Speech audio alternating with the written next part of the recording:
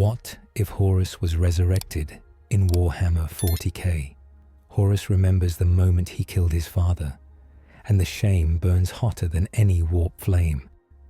In the howling dark between worlds, the Chaos Gods whisper that the Imperium is dying and needs a final push to fall. They show him a broken galaxy, worlds burning, sons of the Emperor killing sons, all in his old name. They offer him a body, a clone on a war-torn world, and power enough to end what he began, but every breath will carry their stain. Horus chooses to rise anyway, and as he does, the warp tears open above Vigilus and reality screams. The sky above Vigilus splits like cracked glass. People in the hive city of Ephyra drop to their knees as the clouds twist into a spiral of bleeding light. Sirens wail in every hab block. Servo skulls buzz and spin in panic. Vox speakers spit broken prayers and orders. In a command spire high over the hive, Lord Militant Halix Varro stares at the hololith. The blue shape of Vigilus hangs in the air. A crimson storm is blooming over the northern continent. It looks like a wound in the sky. Not another warp breach, Varro mutters. His voice is rough from too many shouted orders and too little sleep. We barely held the last Black Legion push. Behind him, cogitator screens flicker with data. Troop counts, ammo stocks, casualty lists. The numbers are all bad. In a chapel below the spire, Inquisitor Malia Taran kneels before a simple iron aquila, the sign of the Imperium's faith. Her rosette, the symbol of the Inquisition, hangs heavy at her chest. She feels the warp howl through her bones. "That is no common storm," she whispers. "Something old moves." On the streets of Ephyra, a child named Lisa looks up. She clutches a worn toy guardsman in one hand. The sky is the only thing she has that is big and free. Now even that is wrong. The clouds twist faster, shapes move inside them, huge, dark and angry. A voice rolls over the city. It is not sound. It is more like pressure against every mind. It is a single word roaring through the flesh of the world. Sons. A crater tears into being on the outskirts of the hive. One moment, there is a half-ruined manufactorum full of scrap servitors and broken machines. The next, it is gone. Fire blossoms outward. Brick dust and steel rain down in a red cloud. Out of the fire, a giant rises. He is taller than any Astartes. His armor is old, its curves smooth and brutal. It is painted a ghostly, half-remembered white and grey. A torn banner hangs from his back. On it is the Eye of Horus, the mark that cursed a galaxy. His eyes burn like twin suns. His face is scarred, proud, and tired. Horus Lupercal, Mylia breathes in the chapel, eyes wide, as Vox feeds from ground-level project into the air around her. The War Master, the arch-traitor, impossible. Her acolyte shakes, crossing himself over and over. "My lady, that cannot be. The legends say..." "The legends say many things," she snaps, but her voice is thin. "Signal Lord Militant Varro. Now." On the crater's rim, Astra Militarum troopers of the 198th Ephyra stand frozen. Their laser guns hang limp. Their uniforms are stained with ash and engine oil. These are hive-born soldiers, used to fighting cultists and traitor guard, not to seeing myths walk. One squad sergeant, Janik Hale, is the first to move. He raises his weapon. His hands shake. The giant turns toward him. Horus sees the fear. He sees the ruined buildings. He sees the black banners of chaos hanging from broken spires. He sees the 8-pointed star of the dark gods carved into stone and flesh. He also sees the aquila painted on the trooper's armor. "How long?" His voice is deep and raw, like a thunderstorm learning to speak. "How long has it been?" No one answers. The sky answers for them. The warp storm above Ephyra pulses. A tear in reality opens wider. From that wound, ships begin to fall. They are not normal ships. They are drop pods of twisted metal and bone, wrapped in trails of purple fire. They scream as they fall. "Contact," someone yells over the trooper's vox. "Incoming traitor Astartes, markings, Black Legion, Emperor have mercy." Janik Hale does not fully understand what Black Legion means. He knows one thing. When the sky spits metal, you run or you die. "Into cover," he shouts. "Move, move." The drop pods slam into the hive outskirts. One crushes a hab block. Another carves a trench through a street. Hatches blow outward. Outstep giants in black armor edged in gold, each one taller than any man. Their helmets are snarling skulls and horns. Their bolters are the size of a child. A Black Legion champion raises a sword that glows with dark light. "By the will of the War Master Abaddon," he roars, "we claim this world in the name of the dark gods." He stops. He sees the giant in the crater. The armor, the banner, the mark. The eye of Horus looks back at him. The champion's voice cracks. My lord." Horus feels the word War Master hit him like a blow. In his mind, he sees his own hand striking his father. He hears the Emperor's last breath. He smells burning gene labs. 10,000 years of guilt pressed down on him. Then he sees the Black Legionnaires turn their bolters toward the Imperial Guard. The choice is simple. Horus moves. He surges up the crater wall with impossible speed for his size. The earth cracks under his boots. He hits the first Black Legionnaire with his bare hand. The traitor's breastplate caves in. Armor shatters. The giant flies backward into his own drop pod, which dents like tin. Another traitor fires a bolter. The heavy explosive shells hammer Horus's pauldron. Ceramite chips fly. Flesh smokes. He feels each impact, but he does not slow. He grabs the bolter, crushes the barrel, and slams it up under the traitor's helmet. The traitor's neck snaps. "Stand behind me," Horus calls, to the guard. "You will not die for me. Not again." They do not understand the again. They understand the tone. It is a command from someone born to command. Yannick drags his squad into a broken wall shelter. They fire over Horus's shoulders at the Black Legion. The Black Legionnaires try to regroup. Their champion roars and charges, his demon sword leaving a trail of screaming air. Horus catches the blade with his gauntlet. The demon inside hisses and writhes. Its edge cleaves through ceramite. Warp fire bites into Horus's flesh. The smell of burning meat fills the air. "War Master," the champion gasps, half in awe, half in terror. "I was a fool," Horus growls, and tears the champion in half. For a moment, everything is simple. Kill the traitors, shield the mortals. Each motion breaks another Black Legion body. Horus feels his muscles burn. He feels warp energy surge through his veins, eager to be used, eager to twist him. He does not call on it, not yet. The storm above Ephyra flashes again. Something bigger is coming. The ground shakes with a deep, heavy tread. Over a distant ridge, a war machine crests into view. It is a Chaos Knight, a walking fortress on two steel legs. Its armor is covered in chains and spikes. Demon faces push against the metal from the inside. Its main gun glows with coiled warp light. The guardsmen cry out. One drops his laser and runs. "Hold," Horus says. His voice cuts through the panic.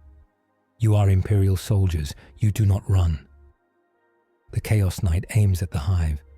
If it fires, whole districts will vanish. Horus takes a breath. The warp in his blood roars in reply. He launches himself forward, straight at the knight. Each step is a crater. Shells slam around him. The knight's battle cannon fires. A blast of warp-touched force rips a chunk out of the ground next to him, flinging him sideways. Armor cracks. Bones grind. He rolls, then forces himself up. Pain tears through him, hot and bright. He keeps running. The knight's pilot laughs and swings a massive chainsaw down at him. Teeth the size of a man's arm scream as they spin. Horus catches the chainsaw in both hands. The blade chews into his gauntlets, eating steel and flesh, sparks and blood spray. For a heartbeat, he thinks his arms will be torn off. He roars and pushes back. For the first time, he lets the warp inside him flare. Dark fire crawls over his arms. The chainsword stalls. Its demon engine howls in panic. Horus twists, using his whole body, and rips the blade free of the knight's hand. He swings it once. The spinning teeth carve through the knight's knee. The war machine topples.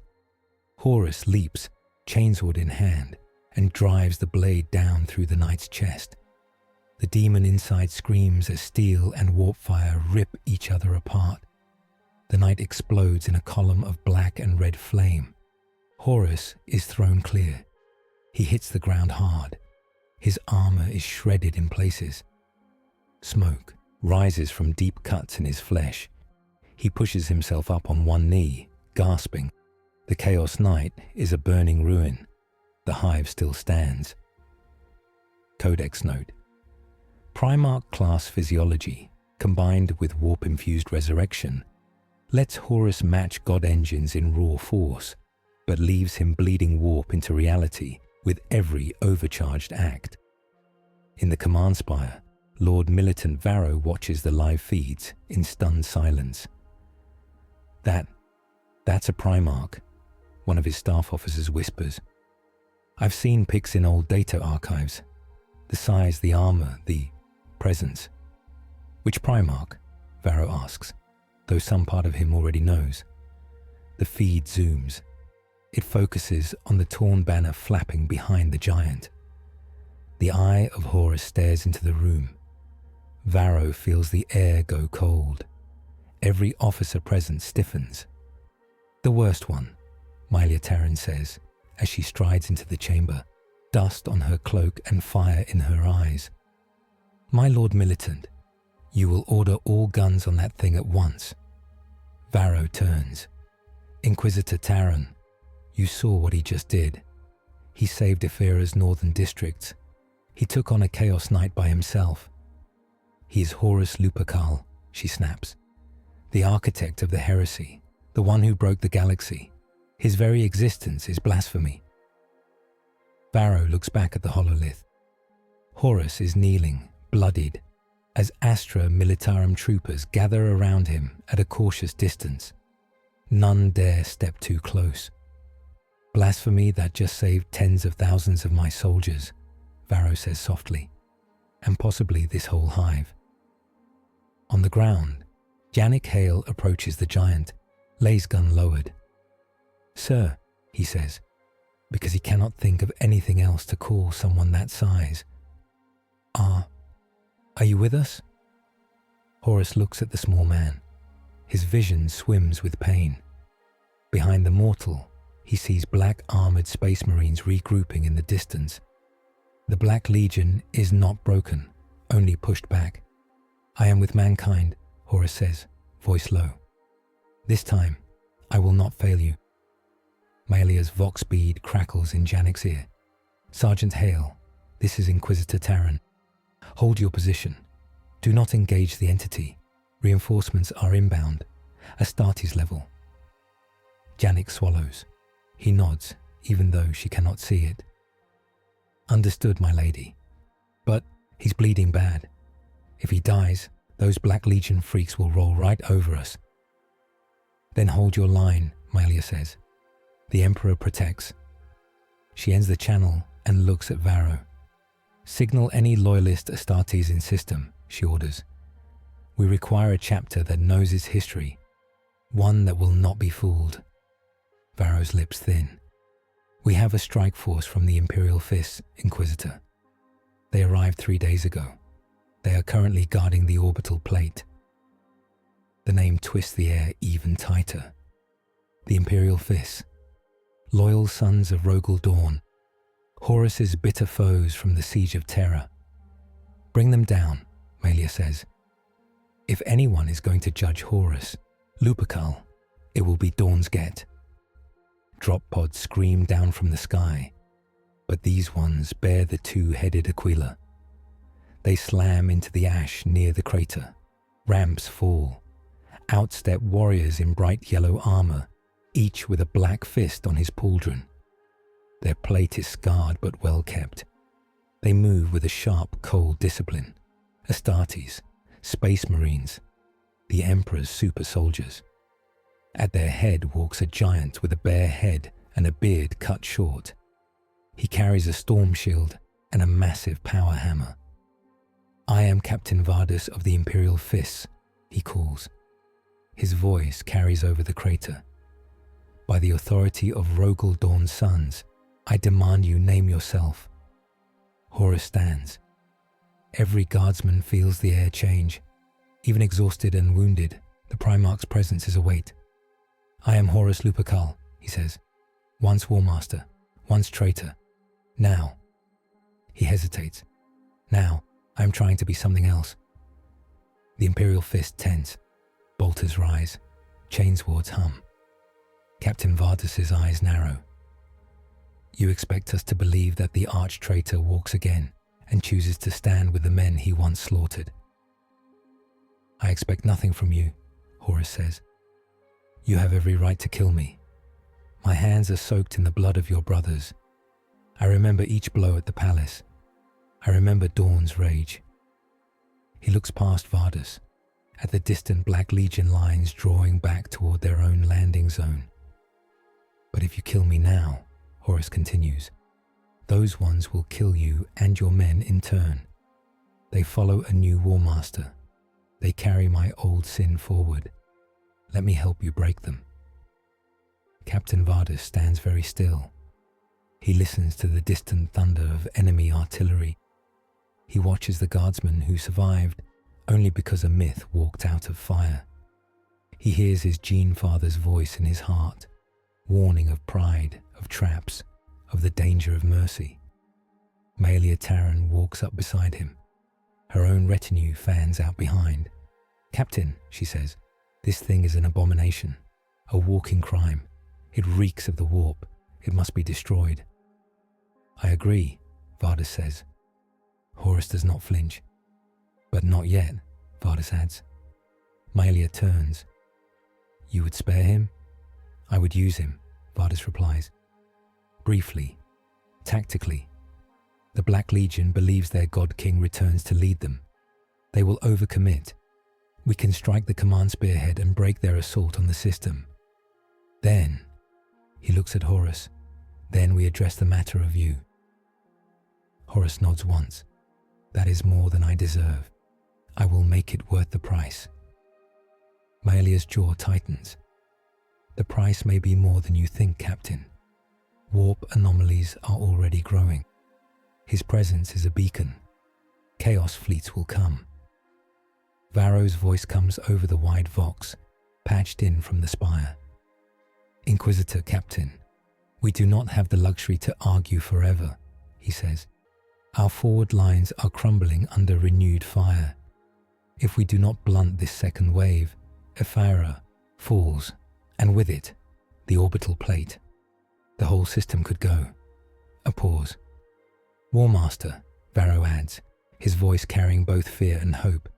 If you meant what you said, help us hold. Horus closes his eyes for a heartbeat. Warmaster. The word feels like a blade twisting in old scars. He looks at the faces around him. Guardsmen, wide-eyed and shaking. Astartes, cold and hard. The Inquisitor, sharp and watching. A child's scared eyes peeking from a cracked doorway. Give me command of the counterattack, Horus says. Not as Warmaster, as a weapon. Aim me where the blow must fall. Captain Vardus studies him. Our forces will not take orders from a traitor. Then let them take them from you, Horus replies. I will lead the spear. You call the advance. Every move I make you approve. Every line I draw you can erase. Malia snorts. You would put a leash on a Primarch captain? You think that will hold? No leash can hold a Primarch, Vardus says quietly. But trust is not given here. It is tested, under fire. He turns to Horus. You will join our vanguard, Vardus says. You will fight where I tell you.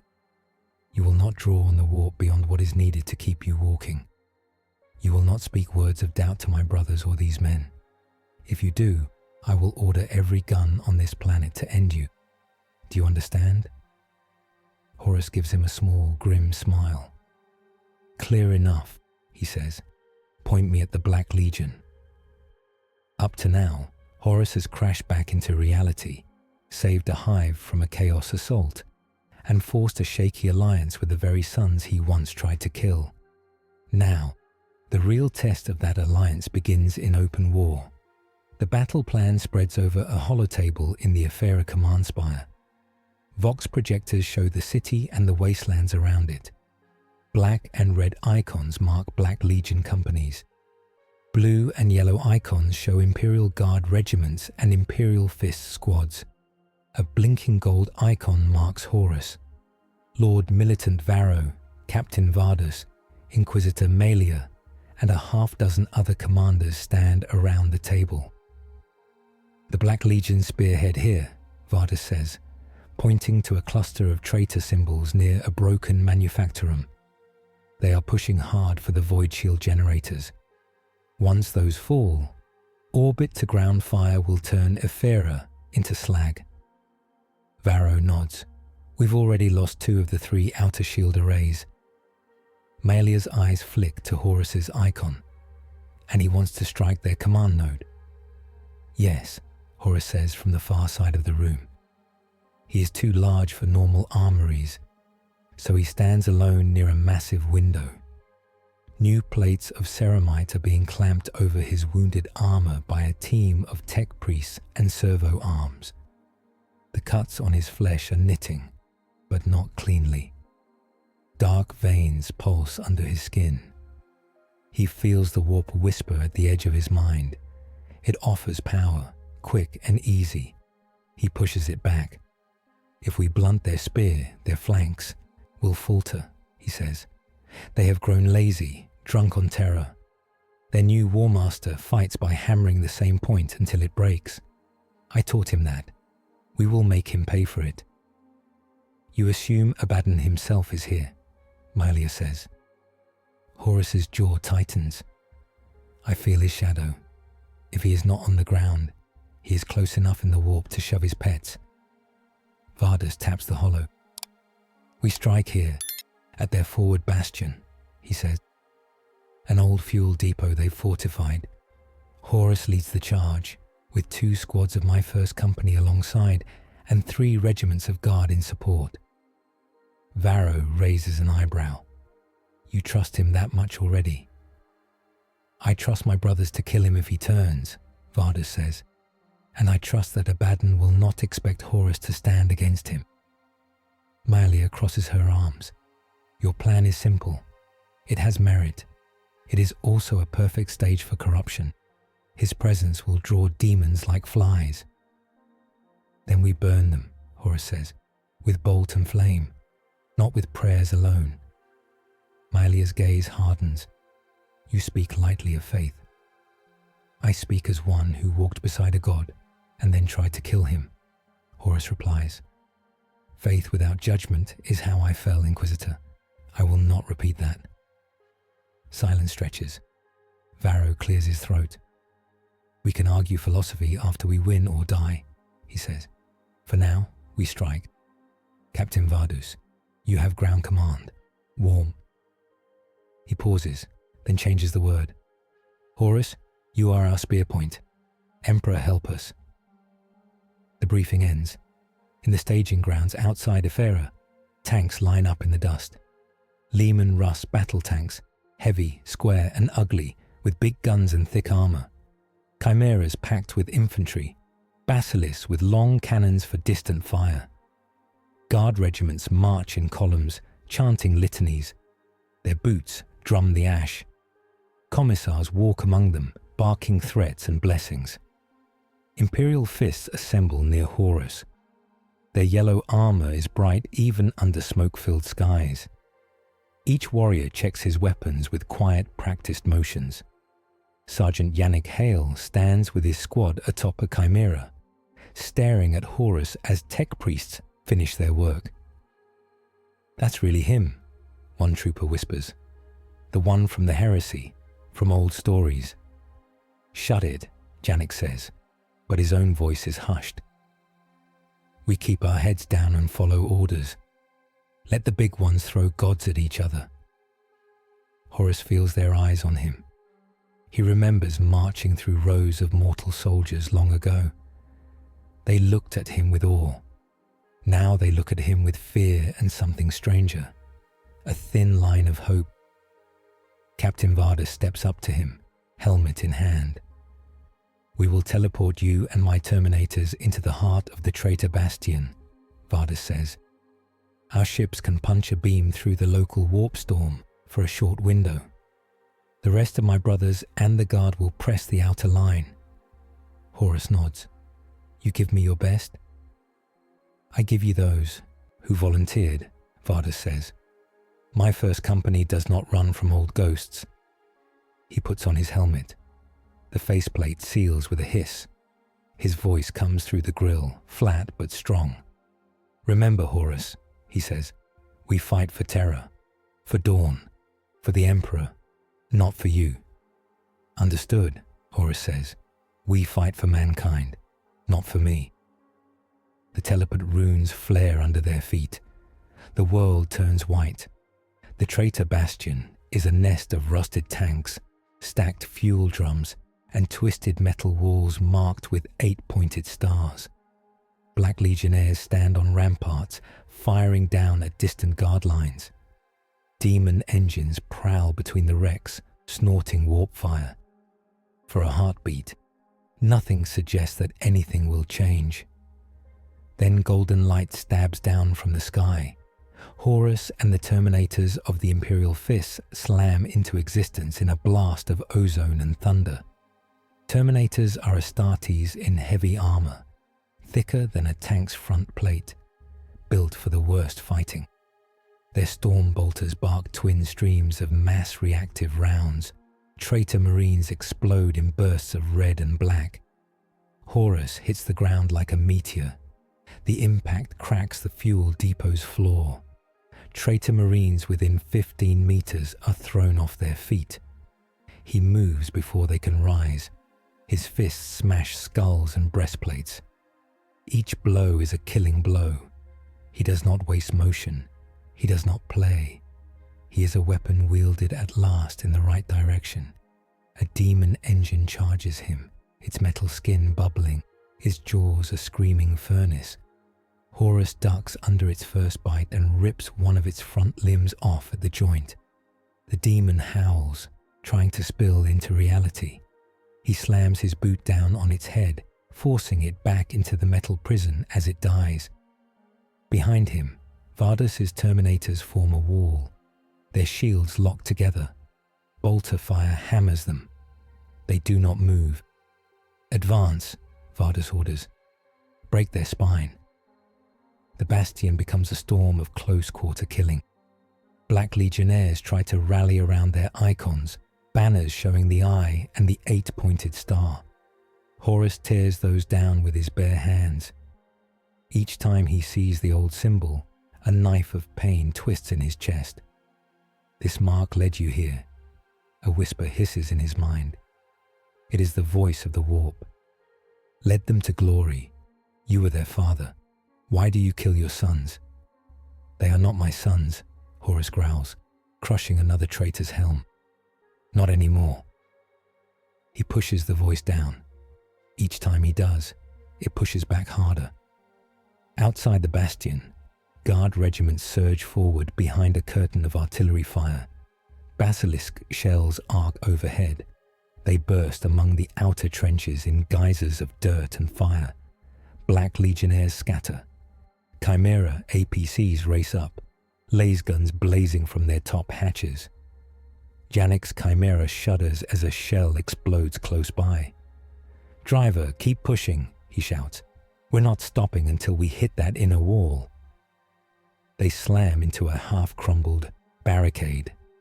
Yannick and his squad leap off, firing at shadowy shapes in the smoke. The air stinks of promethium and blood. "Look," one trooper cries, pointing. Through the smoke, they see Horus on the bastion's central platform.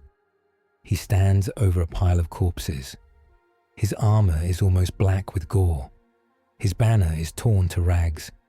He is breathing hard, shoulders rising and falling. He looks tired. A bolt of warp light slams into his chest. Horus staggers. His chest plate blackens and cracks. The shot came from a figure on the far side of the platform, wrapped in a cloak of living shadows. The figure throws back his hood. His armor is ancient and baroque, black and gold. His eyes burn with strange light. In his hand is a staff made of bone and steel, carved with twisting runes. "A sorcerer," Vardis says over the vox, recognizing the markings. Word-bearer colors mixed with Black Legion. Traitor priest. The sorcerer laughs, voice echoing with a dozen demons. "Great Horus," he calls. "The dark gods are generous. They let you walk again, only for you to crawl at our feet. Do you think you live by your own will?" Horus straightens. "I live to undo what I did," he says. "You stand in my way." He charges. The sorcerer sweeps his staff. Warp fire lashes out, forming chains of pure light that whip around Horus's limbs. Each chain burns his skin and soul. They dig in, holding him. "I wield the gift that was once used to strike you down," the sorcerer hisses. "The echo of the anathema that pierced you on Davin. The blade that opened you to us. I have wrapped its memory around your new flesh. You cannot break it." Horus strains. The chains tighten. His muscles bulge. Bones creak. The warp in him surges, eager to tear free and fight the sorcerer on his own ground. If he lets it, he might win. Or he might become theirs again. "Do it," the whisper urges. "Take the power. You cannot save them if you stay weak." He sees Yannick and his squad racing across the floor below, laser guns flashing. He sees an Imperial Fist Terminator fall under a barrage of cursed ammunition. He smells oil and blood. "No," Horus snarls, "not this time." He digs his fingers into the chains, even as they burn his hands to the bone. He does not reach for more warp. He pulls with his own strength. Something tears. The chains snap. Warp light bursts outward, blasting the sorcerer back. Captain Vardos is already moving. He hurls his hammer. It slams into the sorcerer's chest, smashing armor and bone. The traitor priest flies off the platform, hits the fuel depot's lower deck, and lies still. Horus drops to one knee. The burning scars from the chains do not close. They stay on his skin as black glowing brands. The bastion falls soon after. Traitor lines crumble. Without their command and their sorcerer, the Black Legionnaires break. Some fight to the death. Others retreat toward extraction points. Imperial guns follow them all the way. By nightfall, the spearhead that threatened Ephira is gone. The void shields still stand. The hive is battered but alive. In the aftermath, Medicae teams race to treat the wounded. Servitors clear bodies. Priests chant thanks to the Emperor. Horus sits on a wrecked tank, surrounded by a wide empty space no one dares cross. His hands ache. The brands from the warp chains pulse with a dull pain that sinks deep into his bones. Each throb reminds him of Davin, of the first cut that opened him to the dark gods. Captain Vardas approaches, helmet tucked under his arm. "You held," Vardas says. "You did not turn." Horus gives a tired smile. The bar is low for me, it seems. Vardus does not laugh. You broke their spearhead. For that I thank you. My brothers thank you. My father. He stops. I do not know what my father would say. Probably to kill me, Horus says. It might still be the right choice. Yannick Hale walks up, clutching his helmet in his hands. Sir, he says, looking between the giant and the captain, unsure who to address. We made it, because of you. So, thanks. Horus looks down at the small man. You stood your ground, Horus says. Without you and those like you, all my power is ash. Remember that. Yannick nods, cheeks reddening, and steps back. Inquisitor Malia joins them. Her gaze goes straight to the brands on Horus's arms. What did the sorcerer do? She asks. He wrapped the memory of the anathema around my flesh, Horus says. He tried to bind me with my own wound. It almost worked. Malia's lips pressed together. The anathema was a cursed blade. It cut the link between your soul and sanity once. Now its echo still clings to you. These brands, they are cracks in your soul's shell. Through them, the warp can pour. Can it be healed? Vardus asks. Not by mortal hands, Malia says. Every time he draws on the warp, those cracks will widen. Every time chaos focuses on him, those brands will drink it. He is a channel now, not just a beacon. Horus flexes his fingers. Pain lances up his arms. I will simply have to be careful, he says. Careful is not enough, Malia says. We need to talk about what happens next. The War Council meets in a hardened bunker beneath the command spire. The room is simple. A stone table, Vox links, a hollow projector, icons of the Emperor on the walls. No gold, no art. This is a place for decisions, not beauty. Present are Lord Militant Varro, Captain Vardus, Inquisitor Malia, a red-robed magos of the Adeptus Mechanicus named Deltus 9, a black-clad priest of the Ecclesiarchy, and a few other key officers. Horus waits at the far end of the room, half in shadow, because there is no normal chair for him. Up to now, Varro begins, we have survived where we should have died. Ephera stands. The Black Legion's spearhead is broken. This is due, in large part, to the intervention of Horus, Lupercal. The words hang in the air like a guillotine. However, Varro continues, the cost and risk of his presence are rising. Reports of warp anomalies are increasing. We need to decide how to proceed. Proceed, the priest snaps. There is only one path. The only proper place for the arch-traitor is on a pyre. His name is a curse. His face is a wound in the soul of mankind. And yet soldiers live because of him, Varro says. Soldiers live because the Emperor willed it, the priest counters. The Emperor needs no help from a walking blasphemy. Magos Deltus 9's mechadendrites click.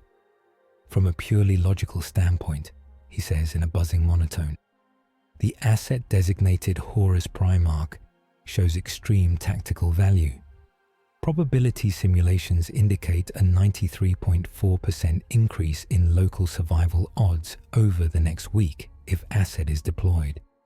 However, there is a 79.2% chance of catastrophic warp breach centered on the same asset within the same time frame. Those numbers are not comforting, Varro mutters. Inquisitor Malia folds her hands. The question is simple, she says. Do we choose survival at any cost, even the chance of another heresy? Or do we choose purity, even if it means losing this world, this system, and perhaps more? She looks at Horus. You say you want to undo what you did, she says. But your very existence is making things worse. The warp storms are growing.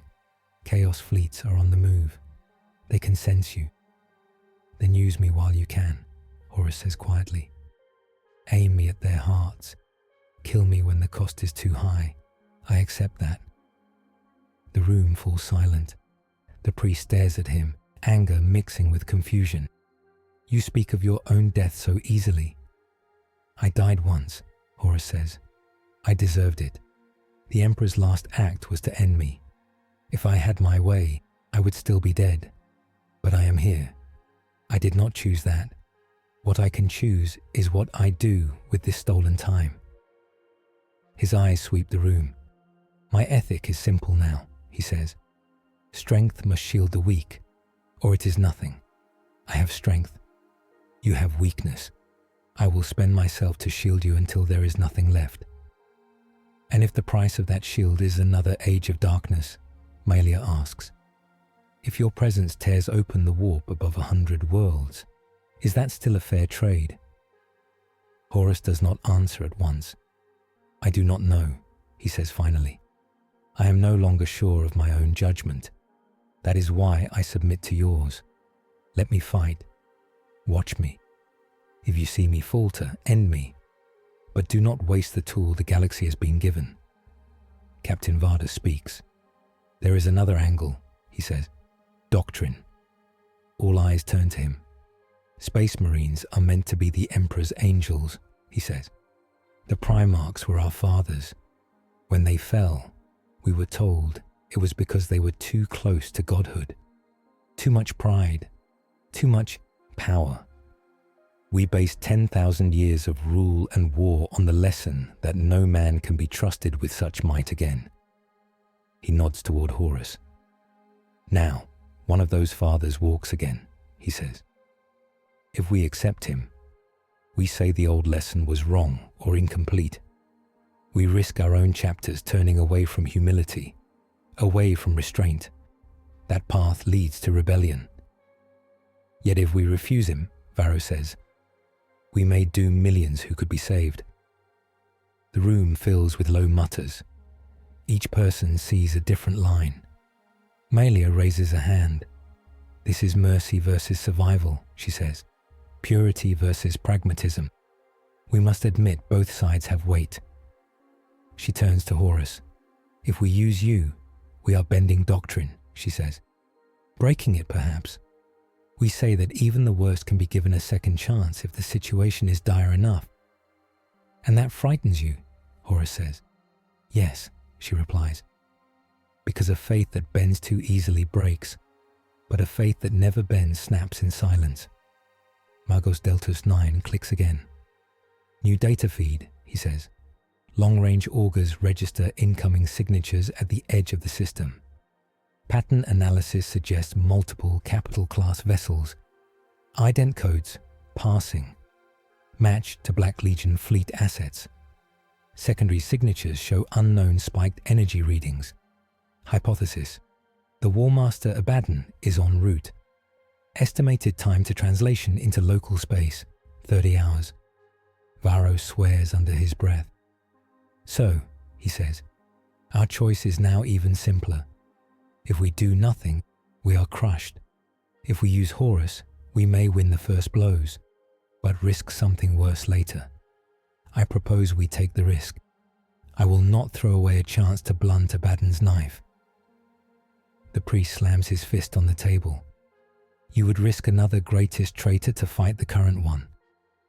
Yes, Varro says, because if Abaddon takes Vigilus, he gains a staging ground that could bleed half the segmentum. 10,000 worlds could burn. If the price to stop that is accepting the help of one damn soul and then putting a bullet in his head after, I will pay it. Malia studies him. Spoken like a true servant of the Imperium, she says. You are willing to trade one soul for many, even if that soul is a Primarch. She looks at Horus again.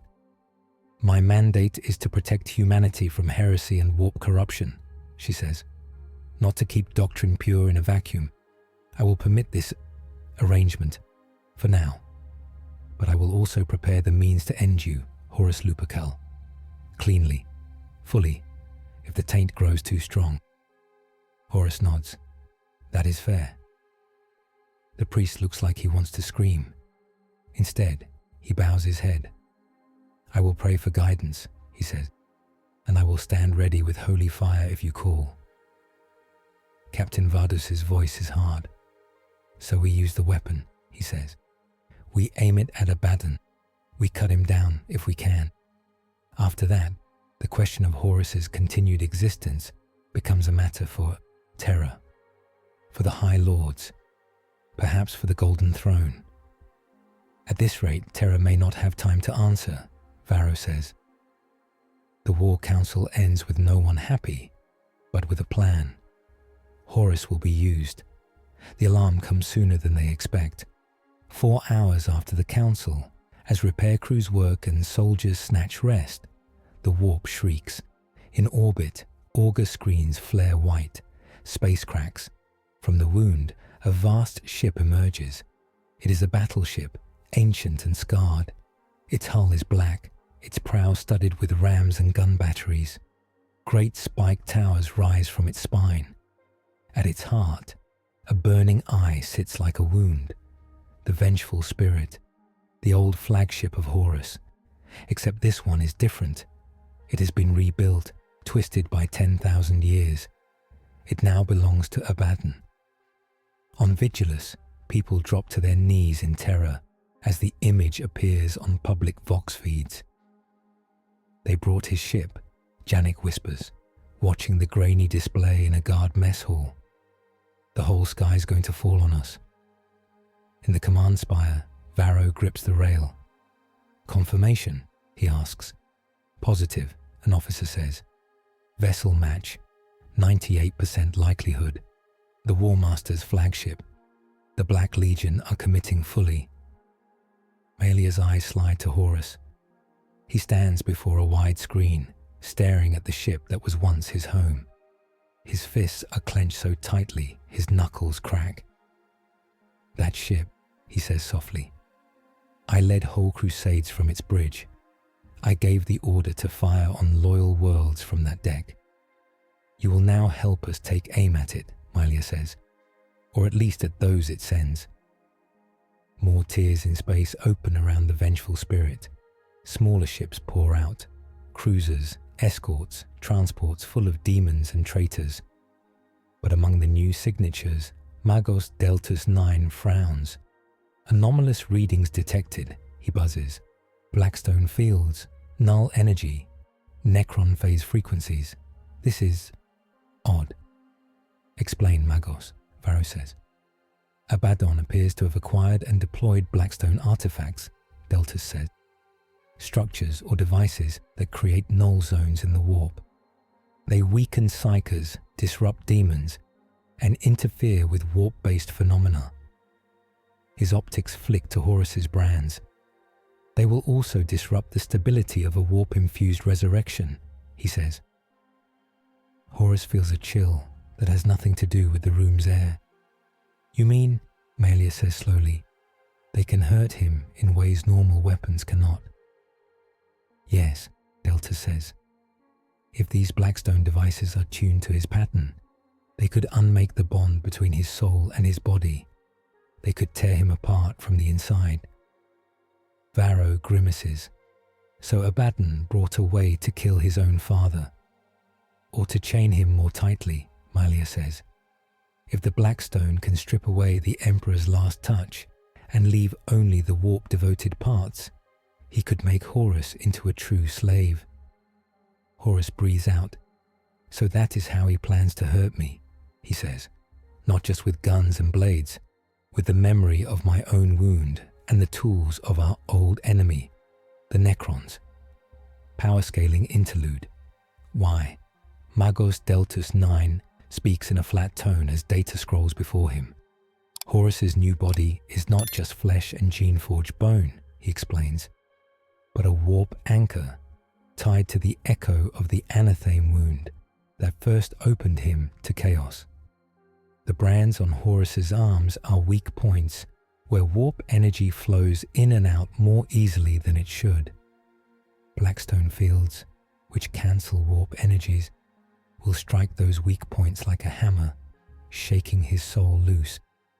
If Abaddon positions Blackstone pylons or ships around Horus in battle, Each flare of their null energy will feel to him like being stabbed on Davin all over again, but deeper. In short, where normal weapons bruise his body, this new foe can bruise the bond that keeps him alive.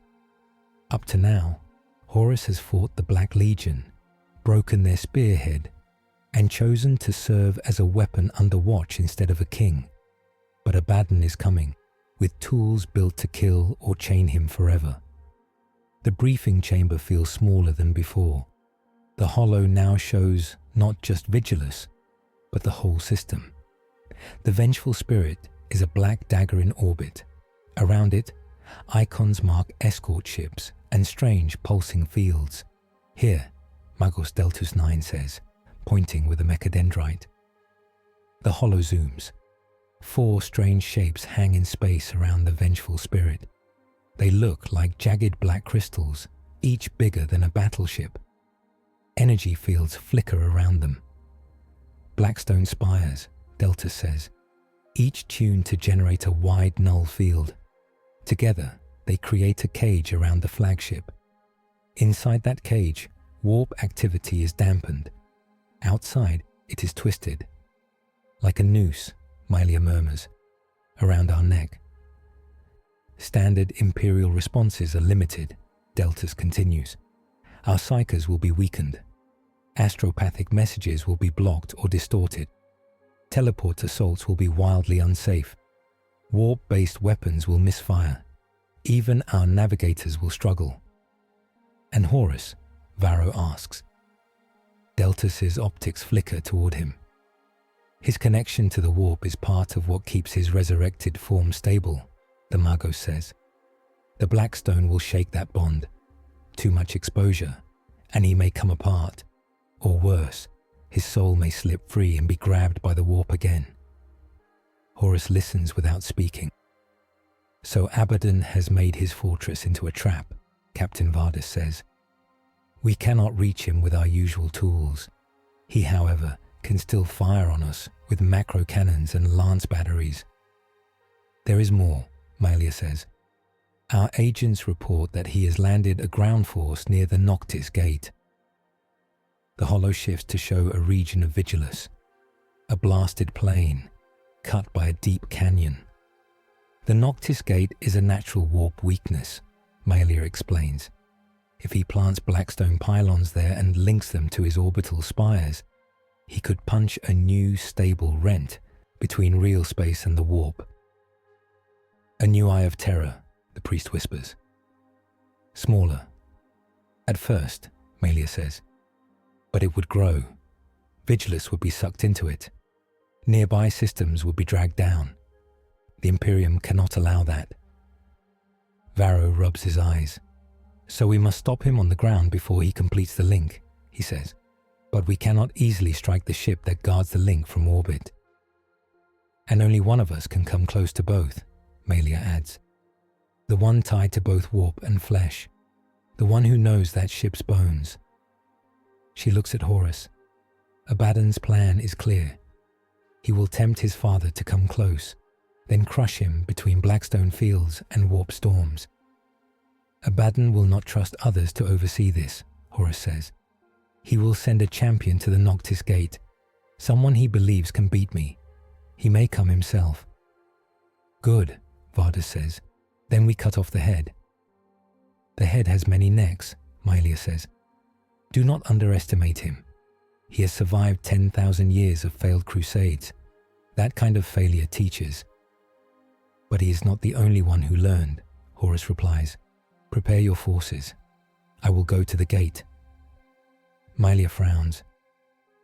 If you go too close to the Blackstone pylons, your brands will flare, she says. You could come apart in the middle of battle. Or worse, you could change.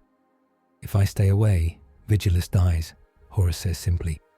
Strength must shield the weak, or it is nothing. That is my rule now.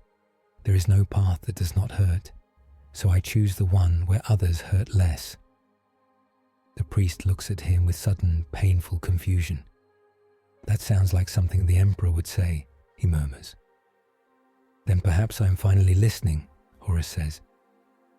The march to the Noctis Gate is like moving toward the mouth of a god. Vast columns of tanks roll over ash plains. Titans, giant war walkers, taller than hab towers, bristling with cannons, stride beside them. Each step of a Titan is like a small quake. Their banners flap, showing the sigils of Forge Worlds and Legios. Imperial fists ride in Thunderhawk gunships overhead, yellow blades in the sky. Fighter craft dance around them, exchanging fire with Black Legion interceptors. At the front of the ground force walks Horus. He does not ride.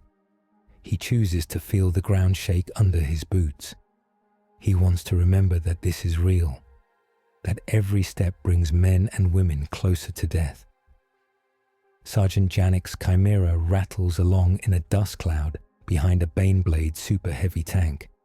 Inside, the squad checks weapons.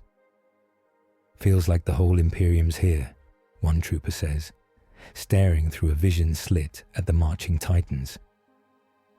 "Feels like the whole of hell is ahead of us," another answers. "Shut it," Janik mutters. "We keep moving. We don't think about hell." The closer they get to the Noctis Gate, the worse the sky becomes. Warp lightning flickers in the clouds. Colors that should not exist shimmer at the edges of sight. The air tastes of metal and ash. Then they see the gate itself. It is a deep rift, a canyon carved in some ancient cataclysm. Blackstone pylons rise along its edges, half-built towers of dark crystal and alien metal. Cables run from them to massive generators. Traitor Marines and cultists swarm around them, chanting and working. Farther back, a Black Legion fortress bristles with guns. "Contact," Vardis says over the Vox. "All units, prepare to engage. Titans, target enemy fortifications. Guard armor, form up behind Titan legs. Infantry, advance under cover." The Titans' voices boom over the plain as their machine spirits roar. Plasma annihilators fire. Volcano cannons lance out. The Black Legion fortress takes direct hits. Towers crumble. Gun batteries explode. A demon engine the size of a hab block disintegrates in a flash of white fire. The ground off to the side erupts in reply as traitor artillery screams. The battle at the Noctis Gate begins. Horus leads a wedge of Imperial fists and elite guard units straight toward the Blackstone pylons. His wounds from the past fights ache. The brands on his arms tingle. The closer he gets to the pylons, the worse it becomes. It feels like something is peeling at his soul. He grits his teeth and keeps walking. Traitor Marines pour fire at them. Bolter shells explode around him. Autocannon fire chews the ground. Horus takes hits that would pulp tanks. He shrugs off what he can. What he cannot, he absorbs, his body knitting as fast as it can. He does not use the warp, not yet. Every time he thinks of it, the brands flare in warning. "Primarch," Vardis calls over the Vox from his place on Horus's right. "We need to reach those pylons and destroy them before they link to the ship. Ideas?" Horus studies the field. "The pylons are shielded," he says. "Conventional fire will chip them, but not break them in time. We need to overload their own link." "How?" Malia cuts in from the rear command staff. "By forcing a huge surge through the half-built circuit," Horus replies. "Hit the base of the pylons while they are still tying them into the generators. The feedback will rip them apart, but we must be close, very close." "And you will be at the heart of the Blackstone field when it blows," Malia says. "You may not survive that." "I may not survive anyway," Horus says. "I prefer to die making their work crumble."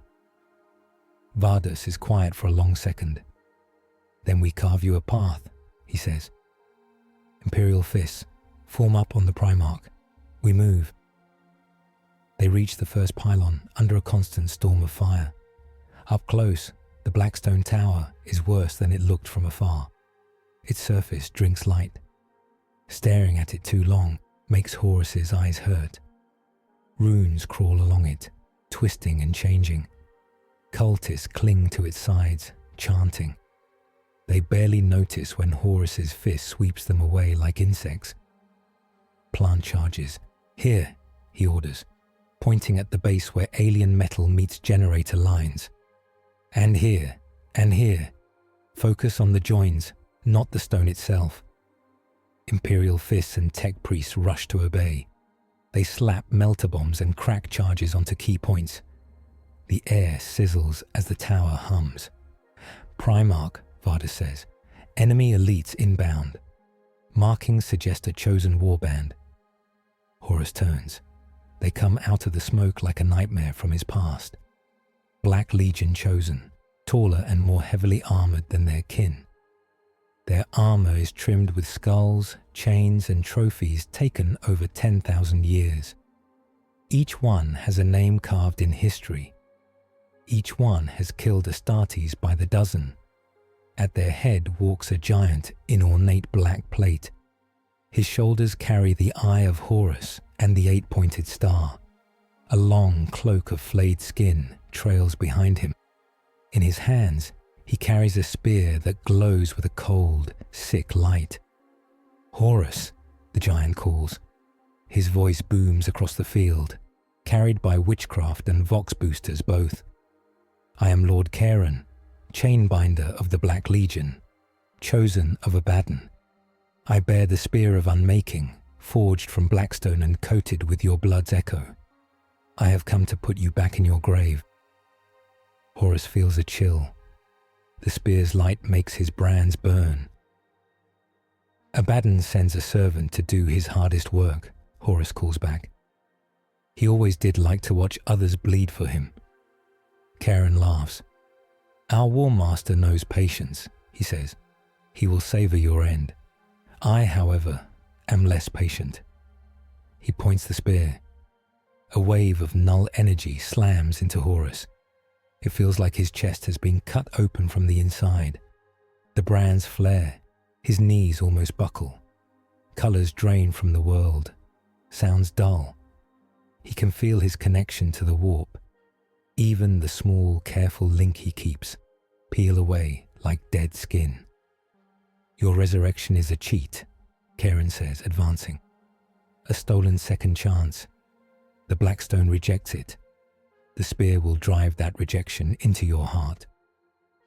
Imperial fists move to intercept, but Karen's chosen crash into them. The air becomes a storm of chain swords, power weapons, and exploding bolts. Loyalists and traitors die in equal measure. Horus forces himself upright. Without his warp-granted strength, he feels smaller, slower. Still far beyond any normal warrior, but less than he was. He meets Karen's charge. The spear moves like a living thing. It darts and twists, always seeking a gap. Horus blocks with his forearms and shoulders, taking cuts that slice through ceramite. Each touch of the spear sends waves of null pain through him. He swings back, fists and broken chunks of blackstone he rips from the pylon's base. He hammers Karen's armor, cracking plates, denting joints. The warlord staggers, but does not fall. Feel it, Karen snarls, driving the spear into Horus's side. Feel reality rejecting you. You do not belong here, not anymore. The spear pierces his armor, his flesh, and something deeper. Horus gasps. It is like being stabbed with the memory of Davin. He feels the first anathem wound open again in his mind. He hears the whispers of the dark gods. He sees their gifts, their promises. Turn back to us, the whispers murmur. We can shield you from the Blackstone. We can make you whole. You can save so many if you accept us again. You can lead. You can fix what the Emperor broke. The temptation is sharp and cruel. He could reach for the warp, not as a careful tool, but as his whole self again. He could burn the Blackstone from the inside out. He could tear Karen apart with a thought. He looks past the warlord. He sees guardsmen screaming under demon fire. He sees titans limping as Black Legion guns hammer their legs. He sees the Noctis gate pulsing, almost ready. If you fall now, the whispers say. If you die small and weak, Abaddon wins. Take the power. Save them. For a second, his will wavers. Maybe one more lie, used for a good cause. Maybe one more bargain, this time on his terms. Then he remembers the last time he thought that. He remembers a father with sad eyes, a palace in ruin, a galaxy on fire. No, Horus says aloud. He clamps his hands around the spear's shaft, even as it burns his soul. He pushes, not with warp, but with raw physical strength. Karen tries to twist away. Horus slams his forehead into the warlord's helm. Ceramite cracks. Karen reels. You do not get to decide the terms anymore, Horus growls. Not you, not your gods, not even me. Only the dead I failed get to judge me now. With a roar, he rips the spear out of his own side and snaps it across his knee. The Blackstone core shrieks as it breaks. A wave of null energy explodes outward, centered on Horus. Everyone nearby, loyalist and traitor, staggers. Psychers scream. Daemons flicker or vanish. Horus falls to one knee, hand pressed to his side. His blood pours out dark and thick. The brands on his arms flare and then dim. The spear's echo has cut into them, changing their pattern. Karen lurches, helm cracked open to show one red crazed eye. This is not how it was meant to be, he wheezes. Horus surges up, grabs him by the throat and crushes. Lord Karen's neck shatters. His body crumples. The Black Legion line wavers as their champion dies. Codex note. The spear of Unmaking's Blackstone core shatters Horus's original warp tether, severing the old chaos-tainted bond, but leaving his soul painfully exposed. From now on, any heavy warp flux or null field can either tear him free or hammer him deeper into his own body. The charges at the pylon's base, set during the duel, reach their timers. Detonate, Vardus orders. Explosions race around the Blackstone Tower's foot. Power lines rupture. Energy built for a careful link slams back into the structure. The pylon howls. Fissures race up its sides. It explodes in a shower of black shards and warp light. The shockwave runs through the half-finished network, slamming into other pylons. Two more crack and fall. A third, farther away, holds. The Noctis gate's glow flickers and dims. Above, the Blackstone spires around the vengeful spirits surge as their link backlashes. For a moment, their fields falter. The ship's shields flicker. Now, Malia shouts into the fleet vox. Any ship with a clear shot, fire. Imperial cruisers and defense platforms unleash everything they have. Lance beams stab at the vengeful spirit. Macro shells pound its hull. Fires bloom along its flanks. But the flagship does not die. It staggers. It bleeds. But it does not fall. On the ground, Horus slumps against a broken chunk of Blackstone. His side wound is ugly. It does not close as fast as before. His skin around it is pale and strained. He feels less tethered, like each breath might be his last if he lets go. Medici rush toward him, but Malia reaches him first, pushing past them. "We did it," she says. "We stopped the link. The Noctis gate will not become a new eye. Abaddon's plan is broken, for now." Horus looks at the broken Blackstone around them. The shards still hum. His brands, now altered by the spear, answer that hum. It is like having two magnets near each other. Pull and push. "We also changed me," he says. "I am not what I was this morning. The Blackstone hit me deep. I do not know how long I can hold this form if I keep taking such blows." That is exactly why what happens next cannot be decided here, Mylia says. She stands, lifting her rosette. By authority of the Inquisition, she says loudly, so officers nearby can hear, I declare that the being known as Horus Lupercal is to be taken into formal judgment by the supreme authority of mankind. This is now beyond the remit of a single war zone. Varro limps over, armor scorched, face lined. You want to send him to Terra, he says. It is not a question.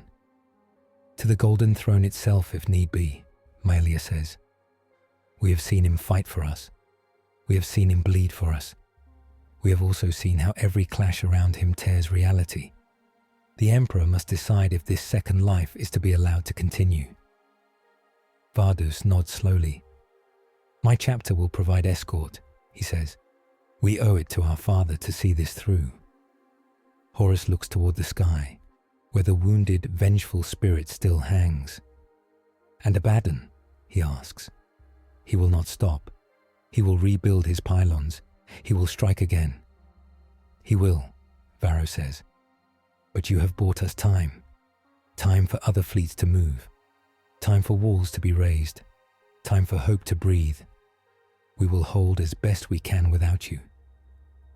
That may not be enough, Horus says. It will have to be, Mylia replies. You said yourself your judgment was not enough anymore. Then accept that someone higher must speak. Horus closes his eyes. He sees his father, not as the Emperor, but as the man who raised him. He sees the last moment, the killing blow.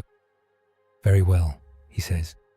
I will stand before him again, and this time I will not lift my hand against him. The voyage to Terra begins with fire. Imperial ships break orbit in tight formation around a single black-hulled vessel, an inquisitorial cruiser named Unyielding Truth. Its hull bears no chapter symbol or fleet crest, only the Mub Ichul of the Inquisition. Within it lies Horus under guard. Imperial fists strike cruisers, and Navy escorts form a shell around the inquisitorial ship. Behind them, Vigilus burns and fights, but it still stands. In the Unyielding Truth's chapel, Horus sits cross-legged because no bench can hold him. The chapel is small, lined with candles and simple icons of the Emperor. A golden aquila hangs over the altar. The air smells of incense and old prayers. Inquisitor Malia stands at the doorway, watching. You do not sleep, she says. I do not dare, Horus replies. Sleep opens doors. The warp would love that. He flexes his fingers. The brands on his arms have calmed, but the wound in his side still aches with each heartbeat. You said once your ethic is that strength must shield the weak, Mylia says. Where did that come from? Horus looks at the aquila. From watching what happens when strength turns inward, he says. When it uses the weak as tools. I did that. I told myself it was for a better Imperium. I was wrong. So now I choose the opposite.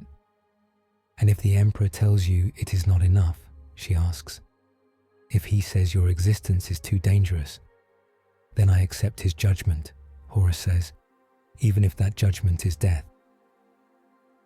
Easy to say now, Malia says, harder when you stand before him.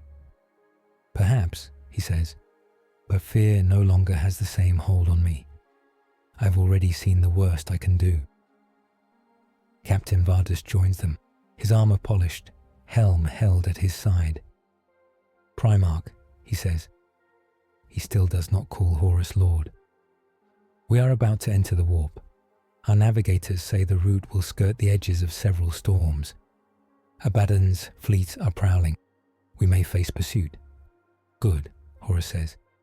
If he sends something after me, we will learn what he truly fears. Malia nods to both of them.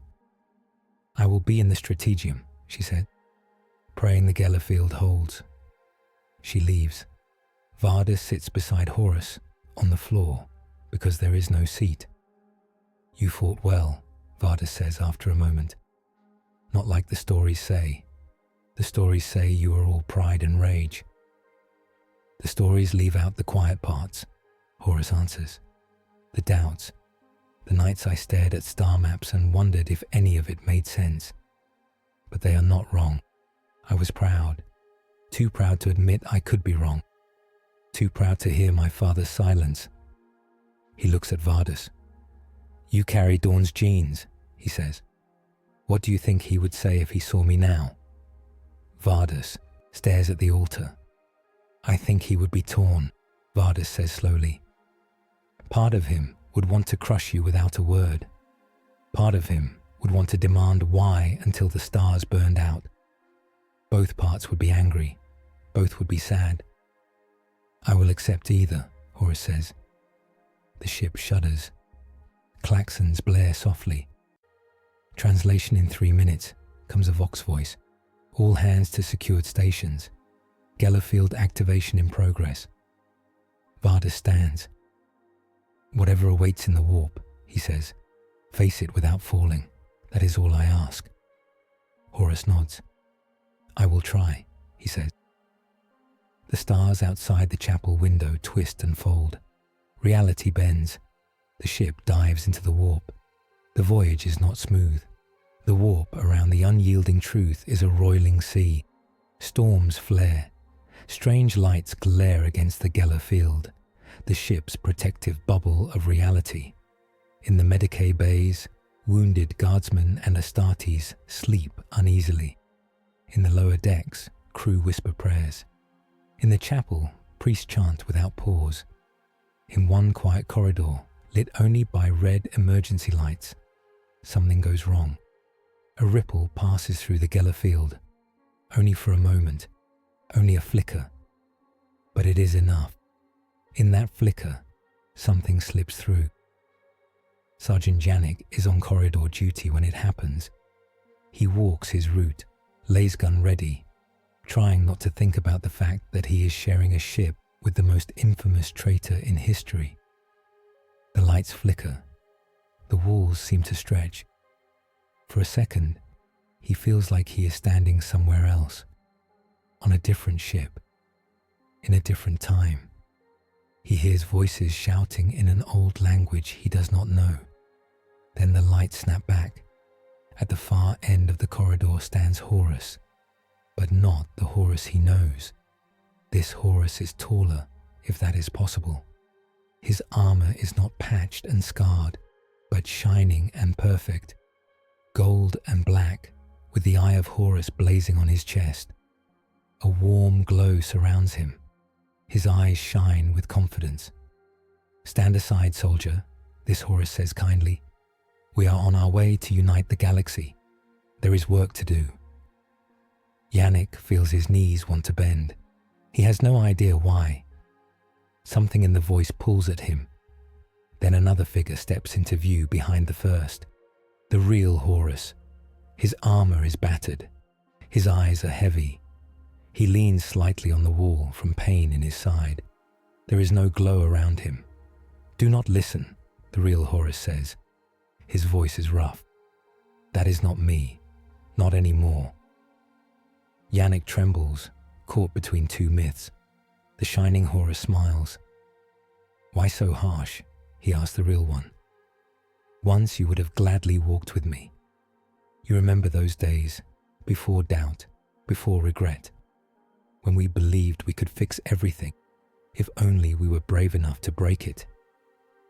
He steps closer to Janik, gentle hand out. Soldier, he says, do you want your children to grow up in a world of fear and decay, or in a clean, ordered imperium, where the strong lead without chains? I can give you that. We can give you that. All it takes is faith. Janik's hand shakes on his laser gun. The real Horus steps between them. This is my mirror, he tells Janik, a shard of who I was. Abaddon, or the warp itself, has sent him aboard to test me, to tempt me. The shining Horus chuckles. Not just to tempt, he says, to advise. Look at what you are now, broken, cursed. used as a tool by those who hate you. The Imperium will never believe in you again. They only tolerate you because they are desperate. He nods toward the chapel, toward Malia, toward Vardus. They will put you down when you are no longer useful, he says. I, on the other hand, remember what we once dreamed. An Imperium that was not a graveyard of faith, but a living thing, where strength led openly, without lies. He leans close. You hate what you became under the gods, he whispers. Fine, so reject them. Take your old pride back, but not their chains. Led with cold reason. Mercy where possible, annihilation where needed. No gods, no masters, just you and your will. You can save more that way than by kneeling to a corpse. Yannick's heart pounds. It sounds almost right, almost noble. A world without demons and false hopes. A world of hard men making hard choices. The real Horus stares at his mirror. You use a better mask than the gods, he says. You offer not pleasure or rage, but order, control. My old flaw sharpened. I know best. I will decide for all. That is what you whisper. He looks to Yannick. Soldier, he says, remember Vigilus. Remember the child looking at the sky. Remember the priest who could not decide if I should live. None of them chose me. They endured me, because they had no other option. If I take this path, I steal even that small choice. I become a tyrant who thinks he is kind. The shining Horus frowns. And what is your plan then, he demands? To kneel before the throne and beg? To let lesser men decide your fate? You were a Primarch. You were made to lead, not to ask permission. That is the point, Horus says softly. I was made to lead, and I failed. So now I must learn to follow, at least once. He steps forward. The corridor ripples again. The Geller field flexes. The warp presses in. The shining Horus spreads his arms. Strike me down, he says. Prove to yourself you are different. But know that by doing so, you kill the last part of you that believed you could truly fix this galaxy. You will be a tool forever, a weapon for others' hands. Horus's fists tighten. He would like nothing more than to believe he can still be the one who saves everyone, who makes the hard calls and is right this time. But that voice is the one that led him to Davin. I do not get to be that man again, he says. Not safely, not without guards on my pride. He hits his mirror. The blow is simple. No warp, no trick. Just one huge fist smashing into a face that looks like his. The shining Horus's head snaps back. The glow flickers. Cracks race across his armor. A sound like breaking glass fills the corridor. You lose more than you know, the mirror whispers as he shatters. Without me, you may save less than you could have. Then he is gone. The corridor is just metal again. The red light steady. Yannick is on his knees, sweating. What was that? He gasps. A lie wrapped around a truth, Horus says. He offers Yannick a hand up. We could perhaps save more by taking full control. But in doing so, we would become the thing we claim to fight. The Imperium does not need another secret king. It needs servants who know they can be wrong. Yannick takes his hand and rises. Is this what you face all the time? He asks. Voices like that? More often than I would like, Horus says. This one was stronger, shaped like me. A mirror foe. You saw how tempting it was. He looks down the corridor, where the air still shimmers faintly. Abaddon is clever, he says. He does not only send guns, he sends ideas. The unyielding truths Geller field holds. Attacks from the warp come, but are beaten back by prayer, machine, and sheer stubbornness. The ship weaves through storms, dodges a small Black Legion flotilla with the help of its escorts, and finally, after weeks that feel like months, reaches the edge of the Sol system. The sight of Terra hits Horus like a blow.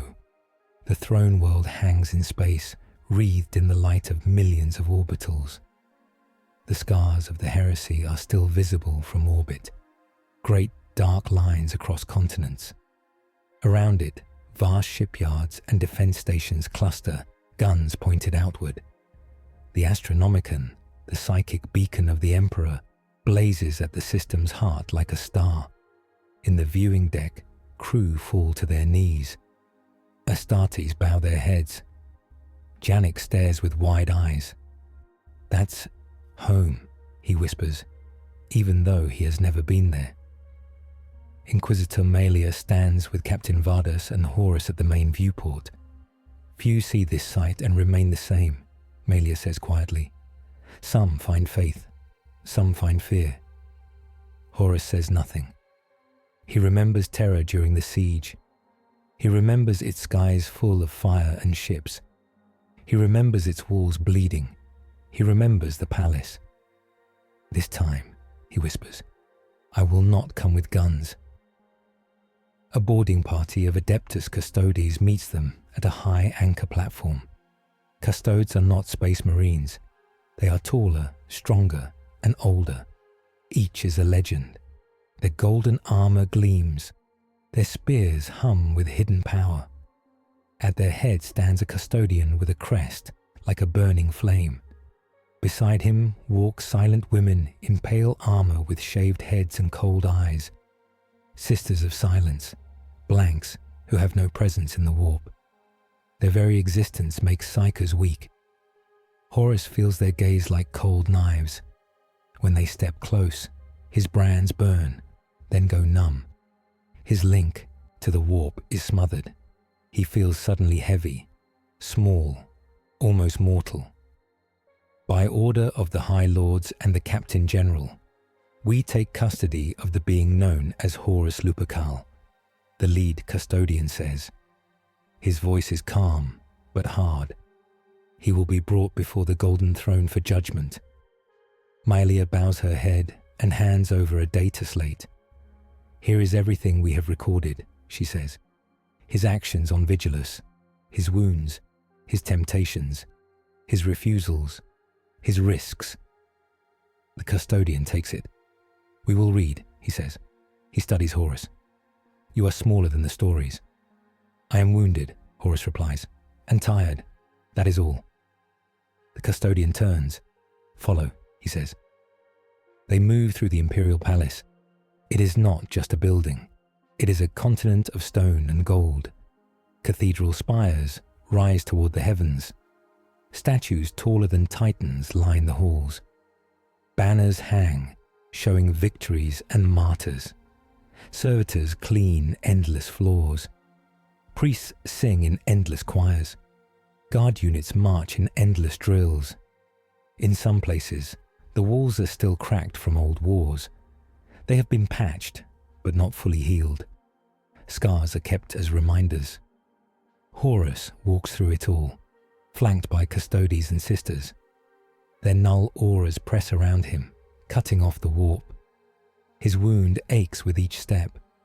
They reach a vast hall before a set of sealed golden doors. Here, the custodes stop. "No farther for most," the lead custodian says. "Only the Inquisitor and the subject may approach the throne. Even Astartes wait here." Vardas nods, jaw tight. "I will wait," he says. "Primarch, Horus, whatever the throne judges, know that you face battle with honor at the end." Horus inclines his head. "Thank you," he says simply. Malia walks beside him as the golden doors groan open. A blast of psychic pressure hits them. It is not violent. It is vast, like standing in front of an ocean. Inside is the throne. The Golden Throne is less a seat and more a machine the size of a castle. Cables and pipes run into it. Light spills from its seams. At its heart sits the Emperor's body, a skeleton of gold and shriveled flesh, wrapped in armor, eyes closed. Around the throne stand more custodes, priests, and silent tech adepts. They do not speak, they only watch. Horus feels his legs want to buckle. This is the father he killed, the god he betrayed, the ruler of mankind, kept half alive by machines and faith. He walks forward until he is as close as the custodes will allow. He drops to one knee. He does not speak at first. His mind is a storm. Then a voice fills his head. It is not sound. It is thought.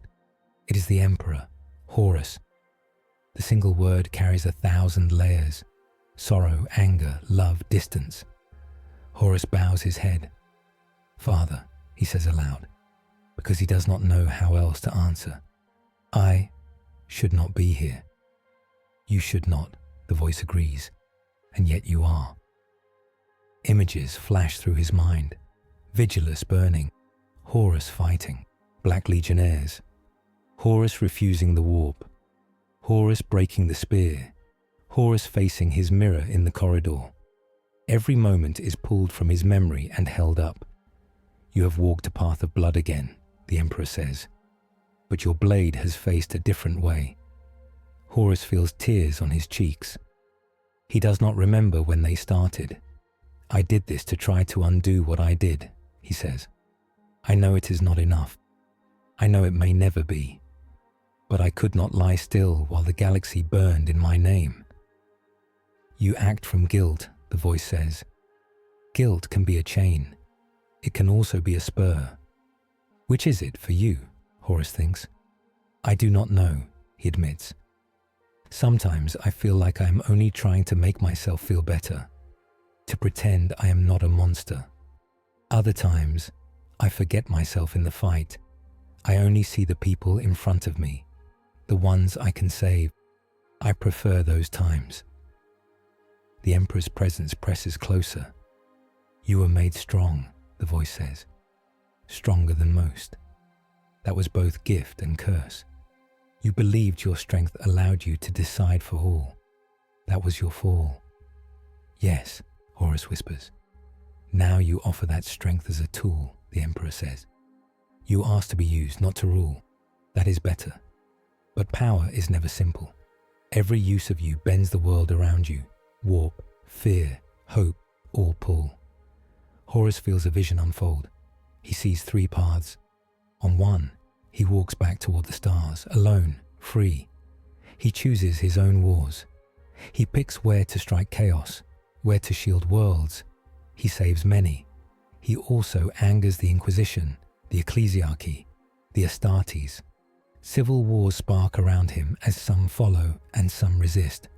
On another, he lies back on a cold slab. Machines hum. His life fades. The warp storms quiet for a while. Abaddon pushes forward, unopposed by a Primarch-level foe. Many worlds fall. But the Imperium stays strict, clear, unbent by his presence. On the third, he stands in chains of light, surrounded by custodes and inquisitors. They point him at battles. He follows strict rules. He saves many lives. He also walks past some he could have saved because the rules forbid. His name becomes both feared and honored. He is a servant, not a king, but his shadow is long. The Emperor's voice is calm. "Victory here is not a single battle," he says. "It is a balance of losses, of futures. There is no clean path, only choices about which price to pay." Maelia stands beside Horus, head bowed. She cannot hear the Emperor directly, but she feels the weight of the moment. She speaks softly. "My lord," she says, "I have seen him fight for us. I have seen him refuse easy corruption. I have also seen the warp twist harder around him. If you allow him to live, you must bind him. If you end him, we lose a weapon we may not replace." The Emperor's presence turns toward her, then back to Horus. "You will not leave this hall with your old freedom," the voice says. "That is certain. The question is what shape your chains will take, and who will hold them." Horus raises his head. "I accept chains," he says. so long as they are used to keep me from causing another heresy, not to excuse cowardice. If I must choose, I would rather be a servant who saves some than a memory who saves none." The Emperor is silent. The golden light around the throne flickers, then steadies. The custodes watch. The priests hold their breath. Horus feels something settle in the air, a decision not yet spoken but real. "You will not choose alone," the Emperor says at last. "Others must weigh this, mortals who will live or die by what you are allowed to do. Go now, they will set your terms." The pressure eases. Horus bows his head again. "Thank you," he whispers, "for listening." He turns and walks back toward the doors. Mylia follows, heart racing. Outside, in the vast hall where Vardus and others wait, the golden doors open. Horus steps out. He looks the same, and yet different. His shoulders are a little lower, his eyes a little calmer. The null fields of the sisters still press on him, but somehow he seems more anchored. "What did he say?" Vardus asks. "He showed me that there are no neat answers," Horus says. "Only prices, and that I am not trusted to count them alone." Malia nods slowly. "Then our task is clear," she says. "We must set operating limits. We must decide what you can and cannot do if you are to walk the stars again." Power scaling interlude. 2. In a later chamber, as scribes and adepts prepare writs, Malia explains Horus's new bounds in simple terms. The Emperor has not killed him, which means his existence is tolerated, for now, but only under strict controls. Horus may no longer draw deeply on the warp except under direct sanction. Each such use will be logged and reviewed, and too many will trigger his recall to Terra. He will operate only as part of assigned task forces, never as an independent warlord, and must accept the presence of null guards, blanks and sisters, near him at all times to dampen sudden surges. If the brands on his arms flare into dangerous patterns, or if warp storm indicators spike around him beyond set thresholds, inquisitorial kill protocols are authorized. In short, he is now a living weapon on loan, not a free Primarch, and every act of heroism will cost him pain, scrutiny, and the risk of final death. Up to now, Horus has fought as a weapon for the Imperium, broken Abaddon's first great move, refused the warp's gifts, and stood before the Golden Throne. The Emperor has shown him that every choice is a trade of lives for lives, hope for order. Now, Horus must pick his final role in this age. The Chamber of Judgment is smaller than the Throne Hall, but it feels even heavier. It is a round room of black stone, deep inside the palace. Golden sigils line the walls. A single hololithic window shows Terra's stormy sky. In the center stands a raised platform shaped like a hexagon. Around it sit the judges, High Lords of the Terra in heavy robes and armor, representatives of the Inquisition, the Ecclesiarchy, the Adeptus Astartes, the Adeptus Mechanicus.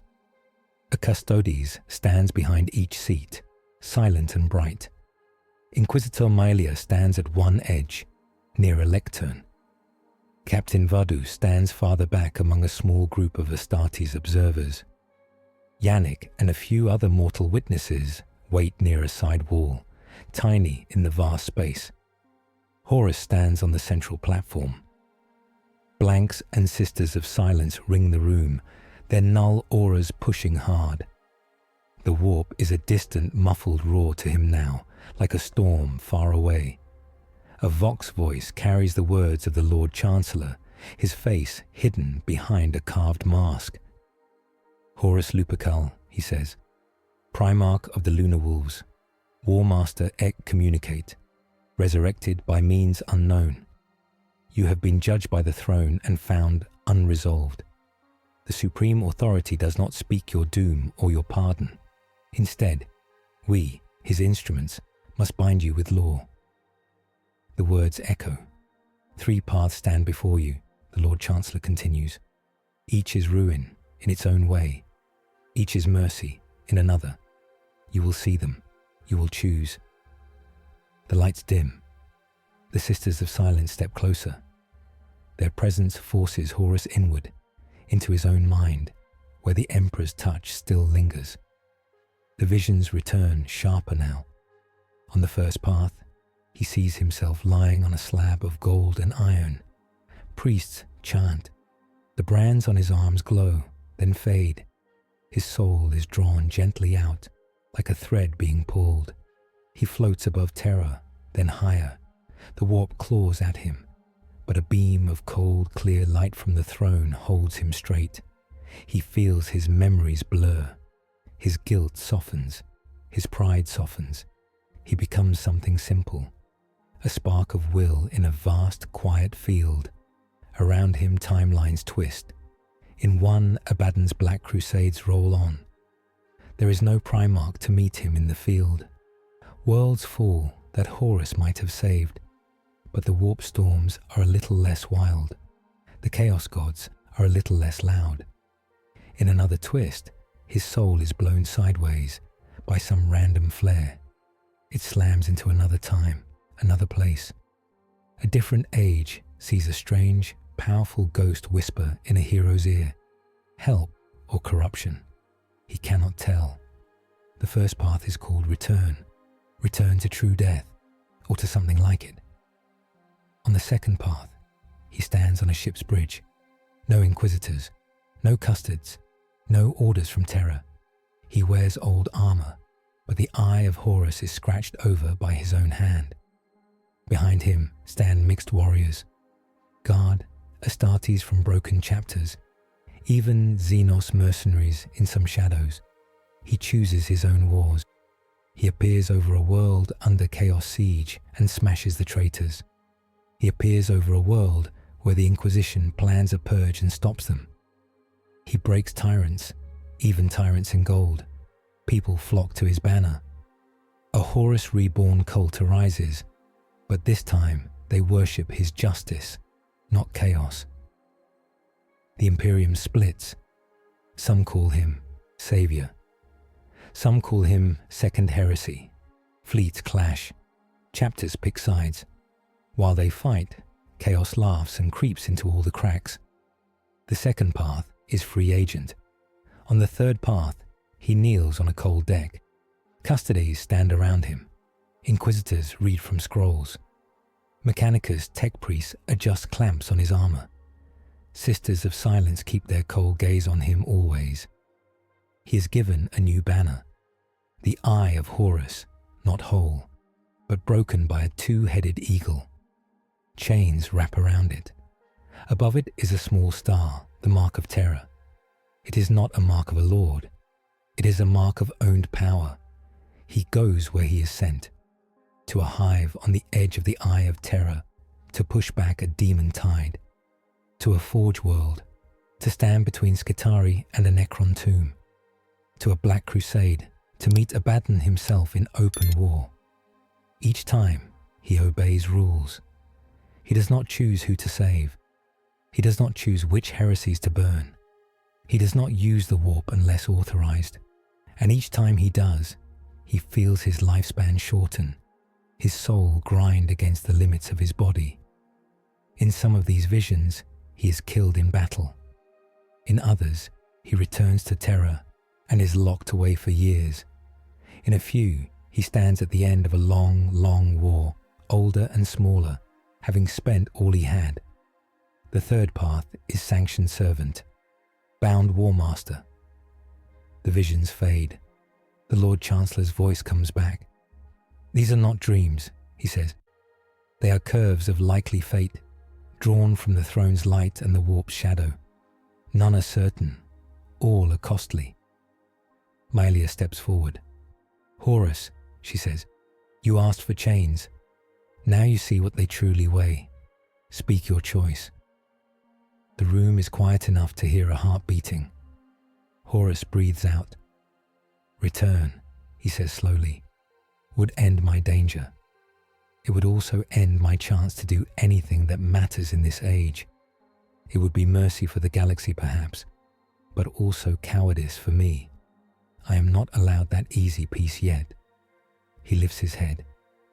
Free agent is the path I walked once, he says. I said I knew best. I said I would fix the Imperium with my own hand. I broke it instead. If I take that road again, I will drag others into my pride. I cannot trust myself that far. He looks around the chamber, at Malia, at Vardus, at Yannick, who stands shivering but does not look away. Sanctioned servant, Horus says, is the only path where I can save some and not break all. I will be used. I will be watched. I will make mistakes and be corrected, even when my pride screams. I accept that. I choose to be bound. Malia's throat tightens. Do you accept that your life can be taken at any time? She asks, voice steady. If the signs point to corruption, instability, or danger beyond limit. Yes, Horus says, as often as needed. If I cross the line, kill me. Do not hesitate. The Emperor's mercy for me has already been more than I earned. The Lord Chancellor raises a hand. So witnessed, he says, so bound. A custodian steps forward, carrying a narrow case. He opens it. Inside lies a small golden device, shaped like a collar made of fine plates, with cables trailing from it. Runes glow faintly along its edge. This is a soul shackle, the custodian explains. Forged from black stone, psychically keyed to terror, and attuned to your brand pattern. It will stabilize your link to your body and block some warp intrusion. It will also let us unmake you, if needed, by sending a signal back through it. He holds it up. Bend your head, he says. Horus does so. The collar locks around his neck with a heavy click. It tightens until it presses against skin. For a moment there is pain, sharp and deep, as its blackstone fingers dig into the places his brands connect. Then a different steadiness spreads. The warp's roar becomes a distant, muffled rumble. The anathem's echo in his soul feels more contained, less raw. At the same time, he feels weight. He knows in his bones that one signal from terror could tear him apart through this device. He would die not by blade but by order. It is both healing and leash. Priests step forward with censers. They swing them, smoke curling around Horus. They chant of purges and second chances. Mechanicus tech priests stamp a sigil on his armor, a new sign. The broken eye bound by an aquila, crossed by a chain. Above it, small script in High Gothic, excommunicate rehabilitatus.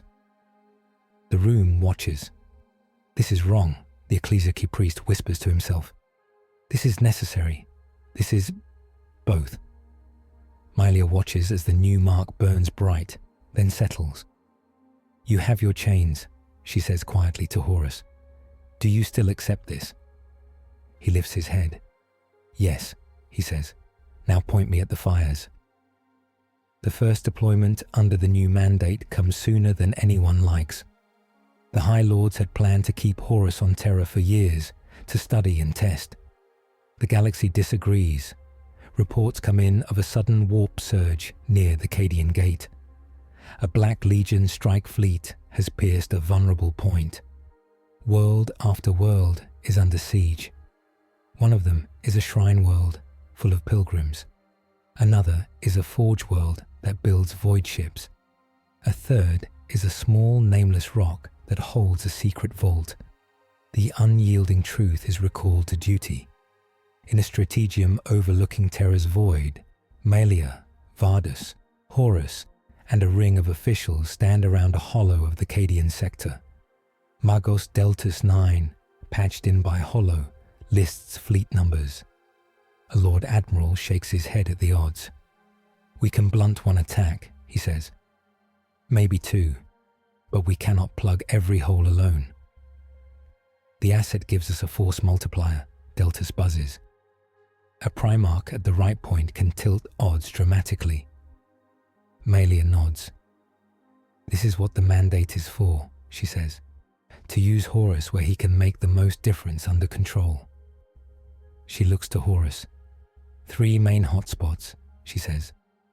The Shrine, world, where millions of civilians may die. The Forge world, whose loss will hurt our fleet for centuries. The Nameless Rock, whose vault's contents the Inquisition will not fully name here, but calls world-breaking if captured by chaos. Her eyes are hard. You can be in only one place. The room is silent.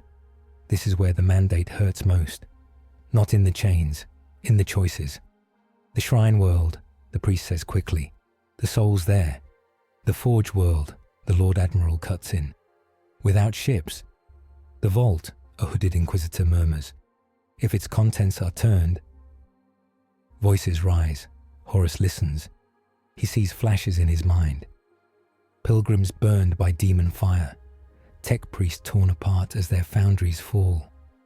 A vault door opening, light spilling out, and something terrible waking. He wants to be in all 3 places, but he cannot. These are not my choices alone, he says. He turns to Malia. You have my leash, he says. You must pick where to aim me. I will argue, if needed, but I will obey. She swallows. This is the cost of keeping a weapon instead of a king. The weapon still has a mind, still has a heart, but it does not get final say. Fine, she says. We do it by scale. The vault first. If we lose its contents, we may lose entire sectors later, not just worlds now. The priest glares at her. You doom the pilgrims, he says. Their faith will be honored, Malia says. Their deaths will hurt. But if the vault's secret falls, more deaths follow. This is not clean. Nothing about this is clean. She looks to Horus. Will you follow this call? She asks. He could say no. He could break his chains right here. Grab a ship. Race to the Shrine world instead. Be the hero there. He thinks of his mirror in the corridor. Yes, he says. His voice is steady. You choose. I carry. That is the bargain. Vardus nods once. This is how we see if our new law stands, he says. If we can use a Primarch and not let him rule us. The battle for the Nameless Rock is brutal and short. It is a dead world, all grey stone and thin air. The vault is buried under a mountain, guarded by old automated guns and forgotten codes. Abaddon sends a claw of his best, chosen demons, war machines. He wants whatever is inside that vault badly. Horus arrives with Imperial fists, sisters, and a small guard regiment. Custodes come too for this first test. They are not just here to fight. They are here to watch. The fight is tight. No huge armies, just elite squads battling through tunnels and broken bunkers. The Black Legion's champion here is not a giant like Karen, but a quiet killer with twin lightning claws. He never speaks. He just cuts. Horus's collar hums the whole time. Whenever warp energies get too high, around demons or cursed blades, it tightens. The pain keeps him sharp, keeps him present, keeps him from slipping into the old rush. There is a moment when he could use the warp to win easily. Demons pour through a breach above the vault door, wings beating. The champion dives for the locking mechanism. If he reaches it, he can open it with a shard of some dark key. Horus feels the warp in his blood roar. If he lets it, he can leap across the whole chamber in one heartbeat. Time will slow. The demons will burn. The champion will die. The collar tightens. A memory of Davin brushes his mind, of taking one step too far. No, Horus snarls. He moves with mortal speed. For anyone else, it would still be breathtaking. He throws himself forward, boots shaking the stone, shoulder smashing demons aside. Bolter fire cracks past him. A lightning claw rakes his chest, tearing armor. He takes the hit. He reaches the champion, grips both claws in his hands, and keeps running. The traitor is lifted off his feet, arms pinned, as Horus slams him into the wall. "Not this vault," Horus growls and crushes. The champion's bones snap. The key shard falls. A Sister of Silence snatches it and drops it into a null casket. The daemons wink out as her aura washes over them. The vault stays closed. Later, Malia stands at its door, hand on the old, worn metal. "We might never know what you saved," she says, "but the throne does. That will have to be enough." Horus leans against a rock, breathing hard. His collar glows faintly. His wound from Karen aches. "How many died on the shrine world while we were here?" he asks. Malia looks away. "Too many," she says. "Reports say the world still stands, barely. Another task force diverted mid-flight. Another Primarchs chapter burned itself down to a third of its number holding the main basilica. The Forge world, half lost. We will feel that for centuries." Horus closes his eyes. "This is what you meant," he says. "Every choice cuts someone." "Yes," Malia says. "This is what we all live with. Welcome back to command, Horus Lupercal. This time you don't get to pretend there was a clean path." He opens his eyes again. "I will keep walking then," he says, "as long as you aim me true." The new sigil spreads faster than anyone expects.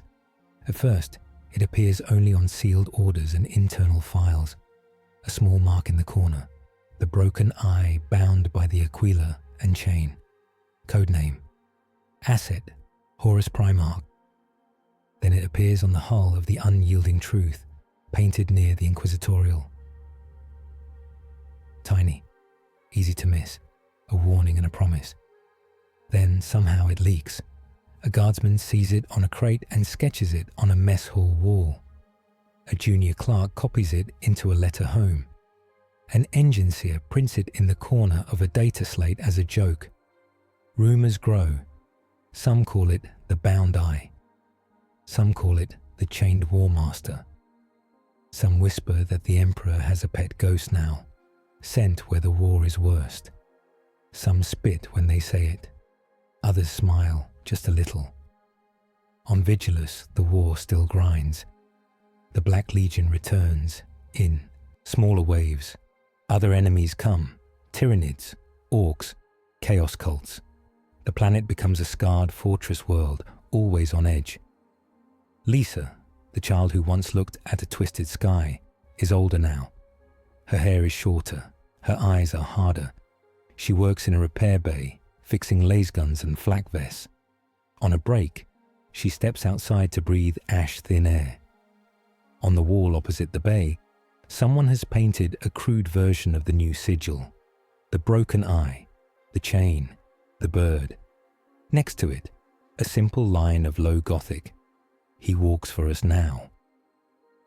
Lysa stares. She remembers the giant who rose out of fire. She remembers how, after that day, the Black Legion's banners seemed a little less sure. How the guard walked a little taller when they told the story of the Chaos Knight that fell. She also remembers the sermons that call Horus a curse. The old stories of Terra's fall. "Do you believe it?" a voice asks. Yannick stands nearby, older, a scar on his cheek. He now wears the insignia of a lieutenant. He has seen more wars since Vigilus, some with Horus on the same field, some without. "Believe what?" Lysa asks. "That he walks for us," Yannick says. "That he's on our side," Lysa thinks. "I believe I saw him stand between us and a Chaos Knight," she says. "I believe he bled for us. I believe the priests don't like it, but the shells still fall either way. And I believe that if the Emperor lets him keep walking, then maybe that means something." Yannick nods slowly. "That's as good a creed as any," he says. They go back to work. On the vengeful spirit, deep in the eye of terror, Abaddon seethes. The great ship hangs in a warp storm. Its hull is patched from the Vigilus hits, scars glowing with demon fire. The black stone spires that once ringed it are gone, shattered or damaged. Tech sorcerers work day and night to rebuild. Abaddon stands on his bridge, talon of Horus flexing as if it can feel its old owner's heart still beating somewhere. Father on a leash, he snarls. They chain the ghost that once broke them. They parade him like some penitent saint. Around him, his lieutenants are silent. Do they think this weakens me? Abaddon hisses. Do they not see what this means? He spreads his arms. The Emperor was forced to accept the return of his greatest shame, he said. He breaks his own rules. He bends his own doctrine. Every time that puppet steps onto a battlefield, a little more of their holy story cracks. A word-bearer, dark apostle beside him smiles, crooked and cruel. Cracks are where the warp seeps in, the apostle says. Exactly, Abaddon says. They think they have a weapon. In truth, they have a wound that walks. They will spend him. They will depend on him. They will fear him. And when the day comes that I face him, on some field chosen by blood and chance, I will break him in front of them. He looks out at the storm, and when he falls, their last borrowed hope falls with him, he says. Then we push. He laughs, low and dark. The long war continues, he says, now with a new prize. Somewhere in the Immaterium, things older than Time Watch, the Chaos Gods are not pleased. Khorne snarls that his favorite butcher won back a fragment of himself only to turn his axe against his chosen.